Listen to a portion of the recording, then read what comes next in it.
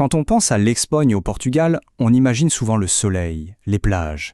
Mais la péninsule ibérique, c'est bien plus que ça. Elle est pleine de secrets, de légendes, des histoires que les guides touristiques, ils oublient souvent de raconter. Aujourd'hui, on va plonger dans un projet qui nous emmène justement là, dans les coulisses de l'histoire, loin, très loin des sentiers battus. Alors la question qu'on peut se poser, c'est qu'est-ce qu'elles nous racontent au fond, ces vieilles pierres? C'est vraiment ça le cœur de notre exploration. Parce que oui, chaque château, chaque monastère a une voix, une histoire à murmurer. Et ce projet, justement, il nous apprend à tendre l'oreille et à écouter. Et attention, ici, on oublie complètement le tourisme de masse, le guide avec son parapluie, non. L'idée, c'est de s'immerger, de plonger dans des récits captivants, de suivre des routes gourmandes qui ont aussi leur histoire, et de revivre les grandes sagas qui ont vraiment forgé ces paysages. Bon, mais alors, qui est derrière tout ça? Qui est ce fameux guide, ce passeur de légendes qui nous ouvre les portes des coulisses de l'histoire? Il s'agit de Lucas Lunes. Et ce qui est intéressant, c'est qu'il ne se voit pas juste comme un auteur. Il se définit lui-même comme un passeur d'histoire. Un passeur, c'est beau comme terme, non? C'est quelqu'un qui prend un héritage et le transmet, qui le fait vivre. Et cette phrase, elle résume tout, je trouve. Accompagner les voyageurs et les passionnés curieux du Portugal et de l'Espagne. C'est exactement ça. Il ne s'agit pas de juste donner des faits, mais de partager une passion, une curiosité. C'est un accompagnement. D'accord, c'est bien beau tout ça, mais comment sont fabriquées ces histoires? Qu'est-ce qui les rend si spéciales? Allez, on va jeter un œil dans les coulisses, dans la fabrique des récits. Le secret, en fait, il tient en deux mots: documenté et immersif. C'est ça la clé. D'un côté, on a la rigueur d'une véritable enquête de terrain, et de l'autre, la magie d'une narration, d'une voix qui donne vie à tout ça. C'est vraiment l'alchimie entre les deux qui fait toute la différence. Et quand on parle de rigueur, ce n'est pas pour rien. Le processus est vraiment solide. Ça commence classiquement dans la poussière des archives.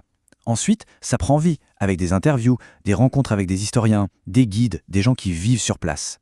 Et c'est seulement à la fin, après tout ce travail de fond, que le récit prend forme, qu'il est façonné pour devenir vraiment immersif. Bon, maintenant qu'on a compris le comment, voyons le quoi. Où est-ce que tout ça nous mène concrètement? Le projet propose 4 grands chemins d'exploration. 4 grands univers pour plonger dans les différentes facettes de l'histoire et de la culture ibérique.